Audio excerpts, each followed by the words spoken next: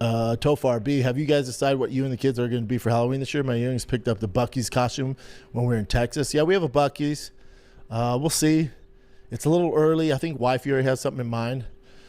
Gian says, bro, I saw negative comments on your video yesterday, yet when you're live, none of those guys show up, keyboard words. But what are they upset about? You know, like, here's the, can you slow the chat down, Chin? I'm trying to get to all of them. Here's the thing. They're not upset. A lot of it's just sheep mentality. I'm not shitting on everybody. It's just sheep mentality. Like you'll see, like with a take, like I get this multiple times every time I post MMA take. Wow, rear W for Schaub here. It's like, buddy, this is every fucking week, pal. But he heard somebody else say that, so it becomes a parroting effect. Or you see people like, oh, terrible take, CT. That's not real. You don't even know what the fuck you're referring to. You know, so this parroting stuff.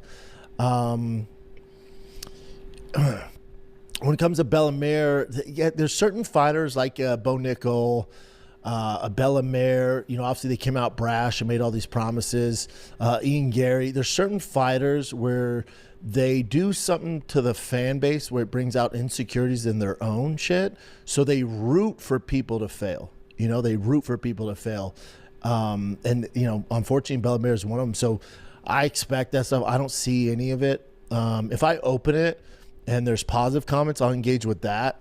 I'm not one of those. I'm not going to pretend I'm one of these guys that go, I never read anything. I see some of it. I see a lot of it. I engage with a lot of it, especially when it comes to my kids, because there's a good group there, you know, normal people. But anytime you're going to give a take, that stuff's going to come, and especially if you're going to criticize UFC. We could get into a much longer conversation about the stem of that. It probably isn't the time to do it, but we could. I will tell you this.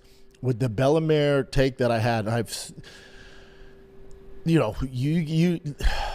what I do is weird, right? So, like, it's a slow fight week. And the biggest thing that I felt most passionate about is the Bellemare situation, because I think she was pushed too soon. And it drives me absolutely nuts because I was pushed too soon. So obviously there's a personal connection there. So when I see that, I get really triggered. When I see on Mondays and Thursdays episodes, even this, but especially Monday, Thursdays, which is a more deeper dive, there's no interaction with you guys and I got to do my thing. I don't usually have a plan. I shoot from the hip, man. So there's like this week, there's not a lot going on as far as Real Housewives of the UFC. There's not a big event this weekend. There's nothing coming up that soon. So some mornings I wake up, I'm like, man, what am I going to do? I'm like, well, I got Bellemare and I'll figure out from there. And that Bellemare freaking rant, I don't know, it was like 55 fucking minutes, way too long. But that's just how I felt, man. We don't edit any of it, anything like that. So I go pretty hard in the paint on that stuff, and I'm passionate about it. And I give the UFC their flowers, Dana their flowers, the UFC staff their flowers, fighters their flowers, more so than most people that do my job. And then I also give them shit when it's needed, you know, because I don't work for any of them. You know, I'm not owned by a corporation. I own all my shit. I always have. Always. Even when I was Fox, I owned it. Showtime, I owned it. Obviously this is my shit. So I don't have to worry about any backlash or anybody tell me, make sure you do this or make sure you don't do that or don't cover this. So that being said, when I do call out the UFC, they reach out, and some of the bigger matchmakers reached out and they're like, yo, we hear you, but we assume like you, and this is fair, we assume like you, she was ready to go because she has a good group around her. Then I had a conversation with Sean Strickland, and he was like, yo, man, she's been in my gym, and I could have told you this was going to happen. I said, how so? And he goes, because when she spars, she doesn't spar hard. They don't let her have tough sparring. They make sure it's a picked dance partner and she gets the better of the exchanges, but they don't go like that hard. So that's why when you see her get punched in the face, she turns. Like, she's not getting the proper training. I could have told you this was going to happen. So people that were around Bellemare, or I shouldn't even say around, people that saw her in training kind of knew what was coming. I'll say that. Now in the UFC, I was holding their feet to the fire, said they should be ashamed and her camp should be ashamed. And the UFC is telling me, going, hey, bud, we're with you. We thought she was going to be this huge prospect. She was ready to go, and they reached out to us to bring her on. So we figured she was ready to go. Take that how you want. Oh, there we are, Dale. Jack Ross, Taco versus King Green. I like that. Tony says, shout out to the 40 as fuck club. Yes, sir. Normac, who's your favorite comedians of all time? Shane Gillis, Joe Rogan, Brian Callen, Chris D'Elia, Theo Vaughn. Dale says, hey, how at this point, I'm speechless. I am without speech over this redact. I don't even know where to begin.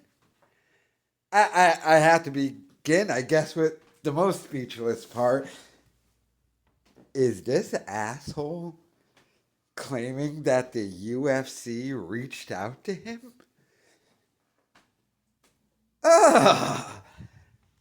Yeah, were those the same guys that sent you that belt you went online and paid $1,500 for?